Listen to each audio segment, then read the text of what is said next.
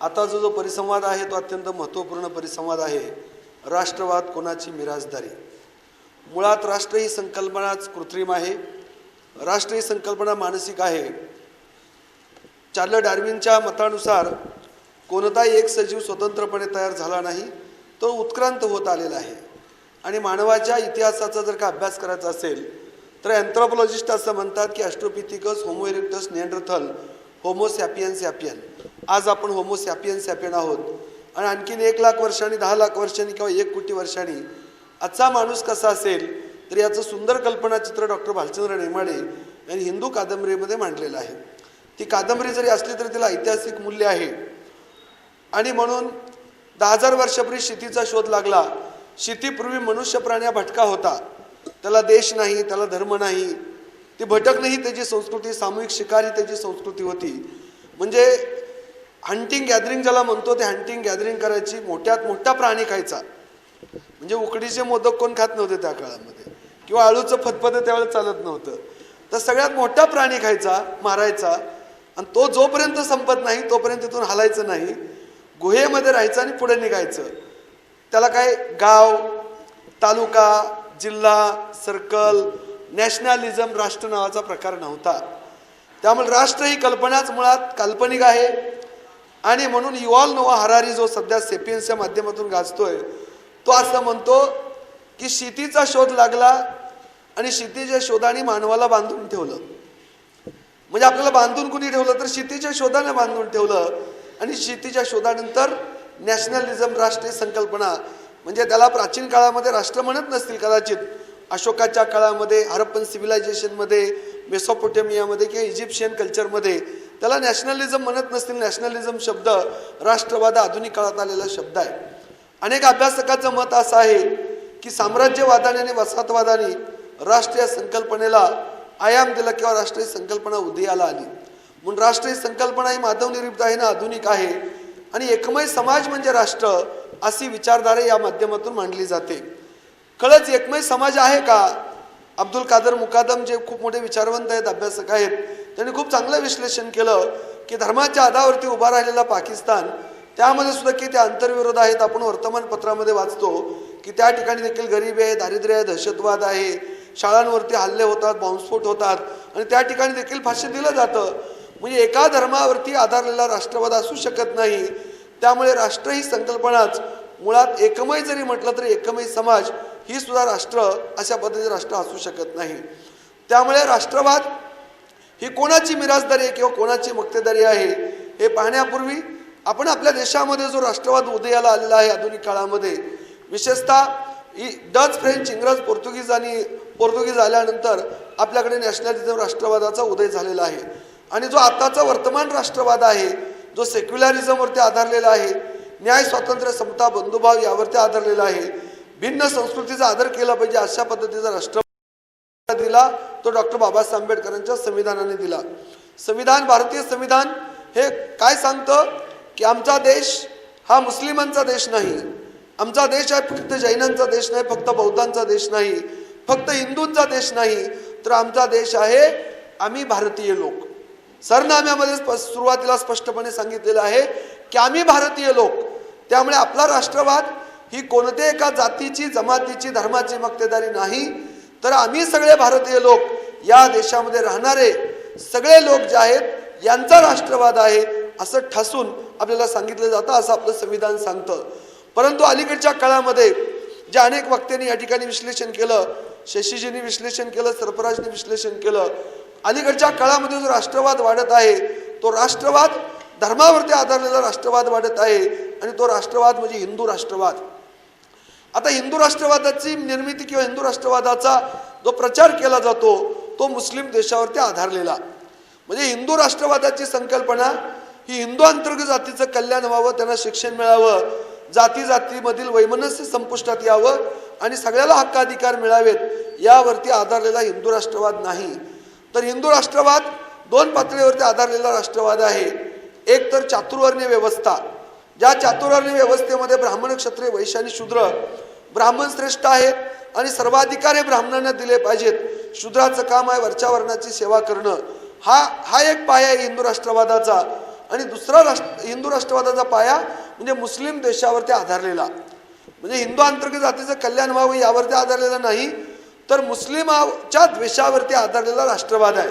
मग आपल्या देशामध्ये जे काही प्रचारक फिरत आहेत, मग साक्षी महाराज असतील, भिडे असतील, एकबोटे असतील किंवा अनेक जे संघाचे प्रचारक आपल्या गोळवलकरांनी ज्याचा पाया घातला, हे इथून आलेले सगळे प्रचारक हे सातत्यानं गरळ ओकत असतात की मुस्लिम म्हणजे देशद्रोही आहेत. साधारणपणे या राष्ट्रवादामध्ये काय सांगितलं जातं, मुस्लिम म्हणजे या देशातले नाहीत, मुस्लिम म्हणजे देशद्रोही असतात, मुस्लिमांचा आणि आपलं राष्ट्र एक असू शकत नाही, यावरती आधारलेला राष्ट्रवाद हा सनातनी राष्ट्रवाद आहे. जे कोणी आपल्याला अशा पद्धतीने सांगतात, आपण जर का इतिहासामध्ये जर का डोकावलं तर इतिहास काय सांगतो, तर ज्या बृहत्तर भारतचा या ठिकाणी ग्रेटर इंडियाचा उल्लेख केला की आजचा जो भारत आहे हा भारत किती महान भारत आहे, तर अगदी इंडोनेशिया असेल, व्हिएतनाम किंवा म्यानमार, थायलंड, श्रीलंका, पाकिस्तान तर आता जन्माला आलेला आहे, पण अफगाणिस्तान हा देखील ग्रेटर इंडियाचा भाग आहे, बृहत्तर भारताचा भाग आहे. सम्राट अशोकाचं राज्य आताच्या अफगाणिस्तानापर्यंत होतं. अफगाणिस्तानामध्ये 2 शिलालेख सम्राट अशोकाचे सापडलेले आहेत, एक मानसेहारा आणि दुसरा शहाबाजगडी. आणि गांधारचा जो उल्लेख प्राचीन पुराणामध्ये किंवा महाकाव्यामध्ये येतो, गांधार म्हणजे आताचं अफगाणिस्तान आहे. म्हणजे अफगाणिस्तान हा ग्रेटर इंडियाचा प्राचीन भारताचा अविभाज्य घटक आहे. जर का अफगाणिस्तान भारताचा भाग असेल तर अफगाणिस्तानामधून आलेले मोगल असतील किंवा खिलजी असेल, गझनीचा महम्मद असेल, यांना परकीय ठरवता येईल का?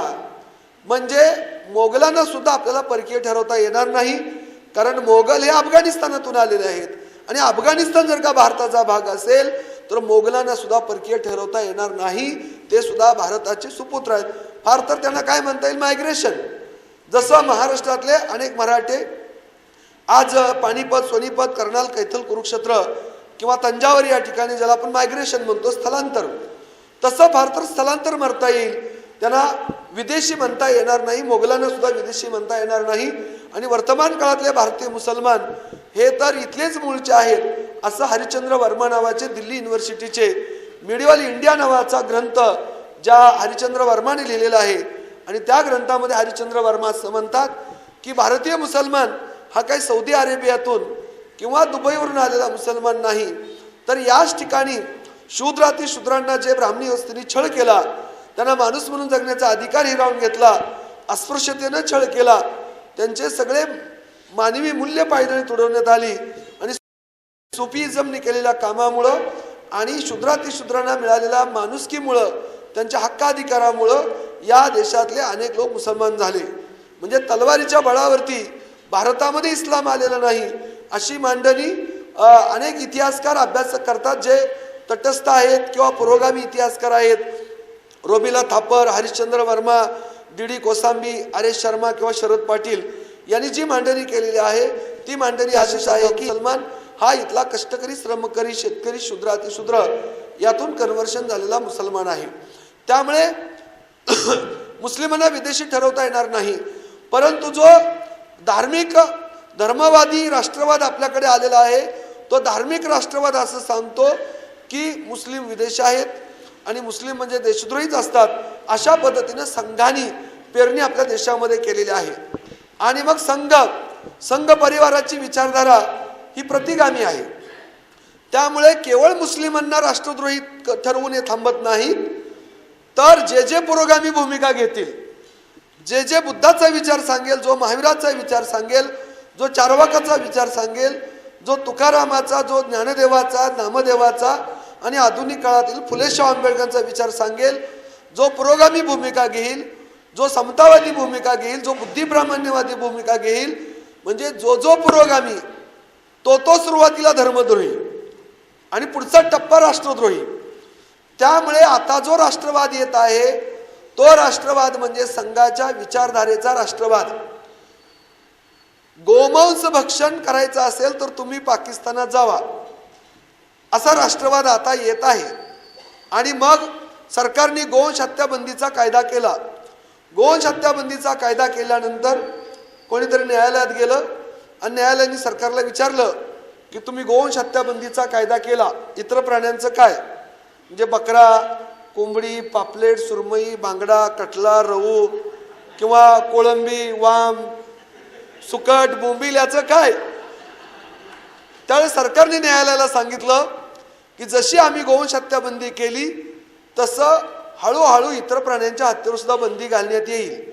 म्हणजे बकऱ्यावरती, कोंबडीवरती, फिशवरती, सुकटवरती, अंड्यावरती बंदी घालण्यात येईल. हा राष्ट्रवाद येतोय सध्या. आता मग प्राचीन काळामधला माणूस तर हंटिंग गॅदरिंग करत होता आणि वैदिक वाङ्मयामध्येच पुरावे असे सापडतात. डॉक्टर साहेब विस्ताराने सांगतील, त्यांच्याकडे खूप मटेरियल आहे. वेद पुराणामध्ये तर असा उल्लेख आहे की आपल्या देशातले खरे गोमांस भक्षक हे ब्राह्मण होते. मग हकालपट्टी या देशातून करायची असेल गोमांस खाता, म्हणून मग कोणाची करायला पाहिजे? पहिल्यांदा आहाराचा संबंध धर्माशी किंवा राष्ट्रवादाशी जोडणं हा मूर्खपणा आहे. आहाराचा आणि नैतिकतेचा आणि आहाराचा आणि धर्माचा, आहाराचा आणि राष्ट्राचा जगामध्ये काही संबंध नाही. बुद्धाला काही अनुयायांनी विचारलं, बुद्ध अहिंसावादी होते पण कर्मठ नव्हते. बुद्धाला अनुयायांनी विचारलं, तथागता आम्ही कोणता आहार घ्यायचा?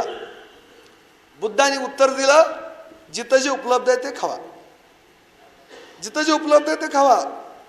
नाहीतर तुम्ही कोकणात जाणार, म्हणजे गोव्याला जाणार ना, आळूचं फतफत मागणार. समजा सरकारच्या म्हणण्यानुसार भविष्य काळामध्ये सनातनी राष्ट्र निर्माण झालं, जशी आता काही राज्यामध्ये गोवंश हत्याबंदीचा कायदा आहे. मुळात म्हणजे गोवंश हत्याबंदीचा कायदा यावा ही अशी मागणी कुठल्याही शेतकऱ्यांनी केलेली नव्हती. हा शेतकऱ्याच्या विरोधातला कायदा आहे. अशी मागणी कुठल्याही शेतकरी संघटनेने केलेली नाही. राजू शेट्टी, सदाभाऊ खोत किंवा टिकेत किंवा रघुनाथ पाटील यांनी केलेली नाही. म्हणजे ही मागणी RSSची मागणी अनेक वर्षापासून. समजा गोवंश हत्याबंदीचा कायदा झाला, पास झाला, तसा इतर प्राण्यांच्या हत्येचा सुद्धा कायदा आला. जे 100% आपल्या देशातलं बकऱ्याचं मांस, कोंबडीचं मांस, फिश सगळं बंद झालं आणि भारत पाकिस्तानचं युद्ध सुरू झालं, तर पाकिस्तानचं सैन्य काय खाऊन येणार? मटन, चिकन, फिश, अंडी, बिर्याणी. आणि आपलं भारतीय सैन्य काय खाऊन जाणार? बगर, साबुदाणा, मेथीची भाजी, उकडीचे मोदक, आळूचं फतफद. तुम्ही प्रोटीन कुठून देणार त्यांना? प्रोटीन्स. आणि प्रोटीन्स आर बॅलन्सिंग डाएट, म्हणजे individual part of the balancing diet. आपल्या समतोल आहारातील जसं आपल्याला फायबरची गरज आहे, विटॅमिनची गरज आहे, कार्बोहायड्रेटची गरज आहे, फॅटची गरज आहे, तसंच शरीराची झीज भरून काढण्यासाठी आणि मसल पॉवरसाठी प्रोटीनची गरज आहे, असं विज्ञान सांगतं. बरोबर ना डॉक्टर सय्यद साहेब? प्रोटीनची गरज आहे का नाही? धर्माच्या नावाखाली आणि राष्ट्रवादाच्या नावाखाली तुम्ही प्रोटीनवरती बंदी आणत असाल तर हे निसर्गविरोधी आहे. हे राष्ट्रवादाच्या विरोधात आहे आणि मानवतावादाच्या विरोधात सुद्धा आहे.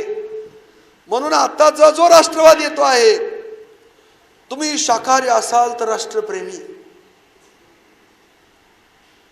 तुम्ही मांसाहारी असाल तर राष्ट्रद्रोही, तुम्ही सेक्युलर असाल तर राष्ट्रद्रोही, अशी विचारधारा येते. जे कोणी सेक्युलरिझमची भाषा करतात त्यांना राष्ट्रद्रोही ठरवलं जाते आपल्या देशामध्ये. जे कोणी उदारमतवादाची भाषा करतात त्यांना राष्ट्रद्रोही ठरवलं जाते. जे बुद्धिप्रामाण्यवादी आणि विज्ञानवादाची भाषा करते त्याला राष्ट्रवादी ठरवलं जाते. जे कोणी खरा इतिहास सांगतात त्यांना राष्ट्रद्रोही ठरवलं जाते. जे महिलांच्या हक्काधिकारासाठी लढतात त्यांना राष्ट्रद्रोही ठरवलं जाते. शबरीमाल मंदिरामध्ये महिलांना प्रवेश द्यावा असा सर्वोच्च न्यायालयाचा निकाल आहे. तरी सुद्धा केरळमध्ये, ज्या केरळला आपण पुरोगामी स्टेट म्हणतो, त्या केरळमध्ये 2 पक्षांनी आंदोलन केलेलं आहे. एक भाजपनी आणि त्यांच्या स्लीपर सेलनी, आणि दुसरा काँग्रेसचा, केरळ काँग्रेसचा विरोध आहे महिलांना मंदिरामध्ये प्रवेश देण्यासाठी. त्यांनी काळा दिवस पाळला केरळ काँग्रेसने. म्हणजे महिलांना का प्रवेश द्यायचा नाही? तर महिलांना मासिक पाळी येते. जे कोणी विरोध करतात ते सुद्धा आईच्या उदरातूनच जन्माला आलेले आहेत ना. आपल्या आईला मासिक पाळी आली नसती तर आपला जन्म झाला असता का? म्हणून संत चक्रधर एका ठिकाणी म्हणाले, नाकाला येणारा शिंबूड आणि मासिक पाळी दोन्ही सारखेच आहेत. जसं नाकाला येणारा शिंबूड अपवित्र नाही, तसंच मासिक पाळी येणं सुद्धा अपवित्र नाही. ही नैसर्गिक बाब आहे. आणि विशेषतः केरळमध्ये जे आंदोलन झालं, आजच्या वर्तमानपत्रामध्ये मी बातमी पाहिली, केरळमधले जे आंदोलनकर्ते आहेत महिलांना प्रवेश देण्याच्या विरोधातले, त्यातल्या एका आंदोलनकर्त्याच्या हातामध्ये जी बॅनर आहे डॉक्टर साहेब, त्या बॅनरवरती छत्रपती शिवाजी महाराजांची प्रतिमा आहे. शिवाजी महाराज काय महिलांच्या विरोधात होते का? छत्रपती शिवाजी महाराजांनी एका ठिकाणी सांगितले, खापीखानी नोंद केलेल्या मुंतखाबे लोबाब, ज्याचा सेतू माधव पगडी यांनी मराठी अनुवाद केलेला आहे, त्यामध्ये खापीखान म्हणतो की धर्मग्रंथ, धर्मस्थळ, स्त्रिया आणि लहान मुलं शत्रूची जरी असली तर त्यांचा सन्मान केला पाहिजे. धर्मग्रंथ, धर्मस्थळ, स्त्रिया आणि लहान मुलं शत्रूचं जरी असली, शत्रूच्या स्त्रियांचा सुद्धा आदर करा, शत्रूच्या स्त्रियांचा सुद्धा सन्मान करा. स्त्रियांना स्वातंत्र्य देणारा राजा म्हणजे छत्रपती शिवाजीराजांचा राष्ट्रवाद काय होता? महिलांचा सन्मान करणे. धर्मस्थळ मग चर्च असेल किंवा मस्जिद असेल, गुरुद्वारा असेल किंवा मंदिर असेल, कुठल्याही धर्माचं धर्मस्थळ असेल तर त्याचा आदर करा. कुठल्याही धर्माची स्त्री असेल तर तिचा आदर आणि सन्मान करा. खापीखान लिहितो की शिवाजीराजे स्त्रियांशी कसे वागायचे. भाऊ जसा बहिणीला बोलतो आणि मुलगा जसा आईला बोलतो, तसे शिवाजीराजे स्वराज्यातील आणि परराज्यातील स्त्रियांशी सुद्धा वागायचे. हा शिवाजीराजांचा राष्ट्रवाद होता. शिवाजीराजांचा राष्ट्रवाद हा मुस्लिम विरोधी कधी राष्ट्रवाद नव्हता. आपल्या सर्वांना माहिती आहे महाराजांच्या सैन्यामध्ये किती अंगरक्षक होते. त्यांची एकूण 31 अंगरक्षकापैकी 11 अंगरक्षक मुसलमान होते. दर्या सरंग दौलत खान त्यांच्या अर्बन दलाचा प्रमुख होता. काजी हैदर त्यांचा वकील होता. नूरखान बेग त्यांच्या पायदळाचा प्रमुख होता. शिवाजीराजेंनी अफजल खानाला मारलं, तसंच कृष्णा भास्कर कुलकर्णीला मारलं आणि तसंच रांजेगावच्या बाबाजी गुजरला सुद्धा मारलं. बाबाजी गुजर मराठा आहे, कुलकर्णी ब्राह्मण आहे आणि अफजल खान मुसलमान आहे. यावरून स्पष्ट होतं की शिवरायांची तलवार कोणत्याही धर्माविरुद्ध नव्हती, तर सज्जनांचं रक्षण आणि दुर्जनांचा नायनाट यासाठी शिवरायांची तलवार तळपत होती. या उलट विजापूरच्या आदिलशाहला दुष्काळ पडला असताना 10,000 ज्वारीची पोती मदत म्हणून पाठवल्याची नोंद आहे. दक्षिण भारत जिंकण्यासाठी हैदराबादच्या बादशाहांनी मदत केली. ज्यावेळेस महाराज गोळकोंड्याला गेले, गोळकोंड्याचा बादशाह म्हणतो की तुमच्या स्वागतासाठी 10-5 गावं मी पुढे येत आहे. महाराज बादशाहला अबुल हसन तानाशाहला म्हणाले, आपण माझा मोठा भाऊ, मी तुमचा धाकटा भाऊ, आपण भेटीस न यावे, मीच तुमच्या भेटीसाठी येत आहे. म्हणजे एका मुसलमान बादशाहाला शिवाजी महाराज काय म्हणतात, तुम्ही माझा मोठा भाऊ आहात. हा शिवाजीराजांचा राष्ट्रवाद होता. शिवरायांचा राष्ट्रवाद हा मुसलमानाच्या विरुद्ध कधी नव्हता.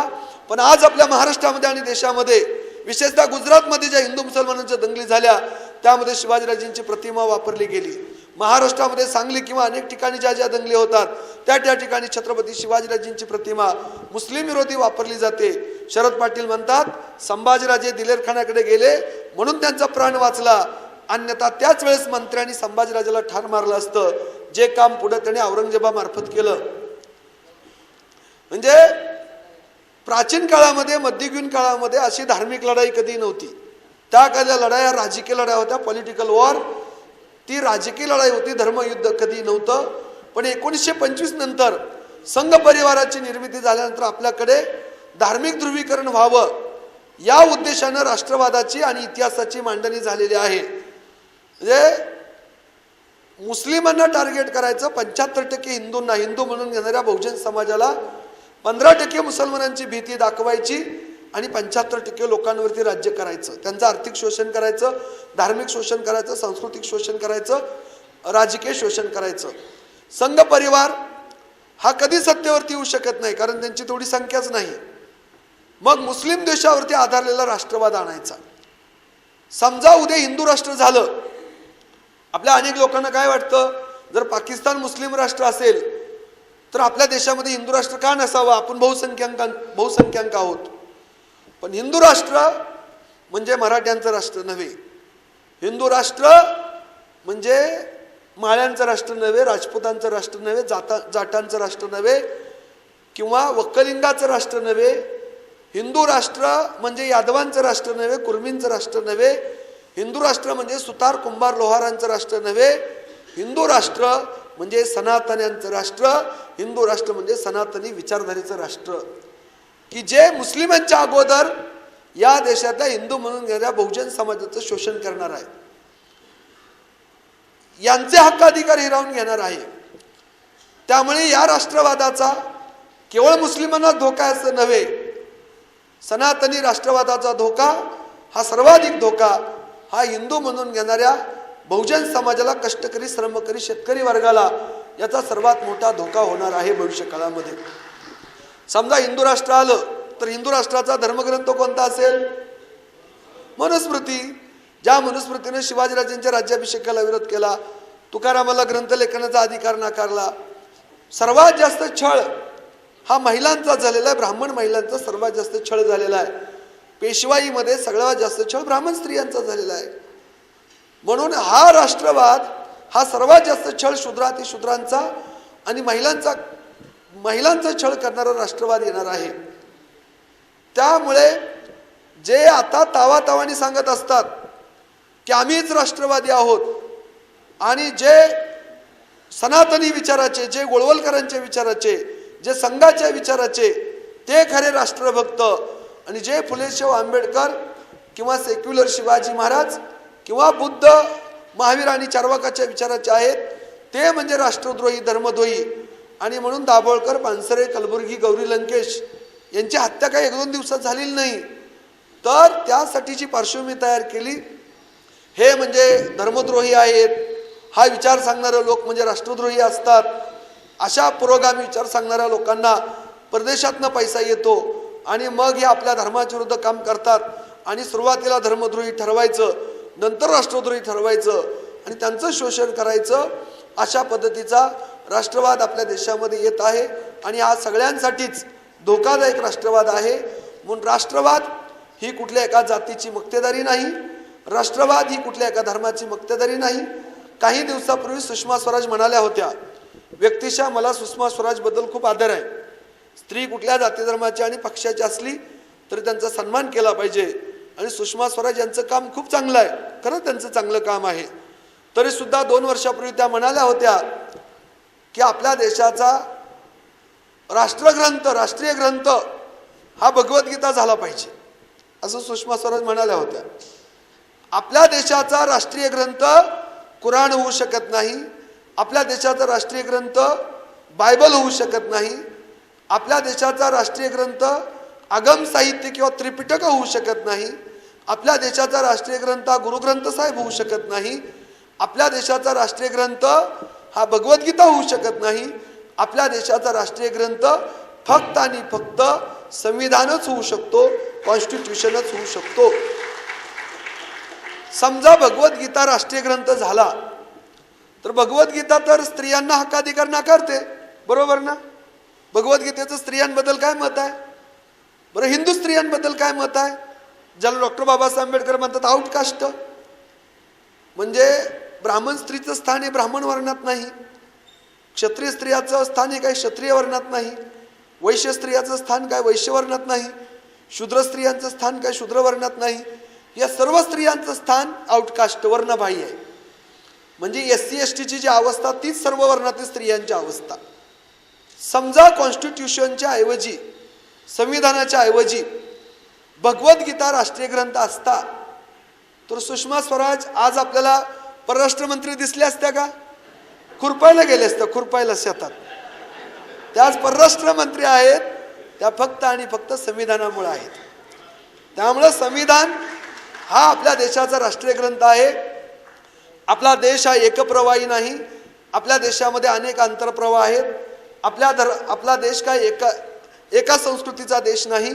आपल्या देशामध्ये जैनिझम आहे, बुद्धिझम आहे, शिखिझम आहे, सुफीझम आहे, हिंदुइझम आहे, लिंगायत आहे, मानभव आहे, वारकरी पंथ आहे. अशा अनेक पंथाचा, अनेक जातीचा, अनेक धर्माचा, अनेक विचारधारेचा देश म्हणजे आपला भारत देश आहे. आणि म्हणून संविधानातील कलम क्रमांक 51 मध्ये म्हटलेलं आहे, संमिश्र संस्कृतीचा आदर करणं ही प्रत्येक भारतीय नागरिकाची जबाबदारी आहे.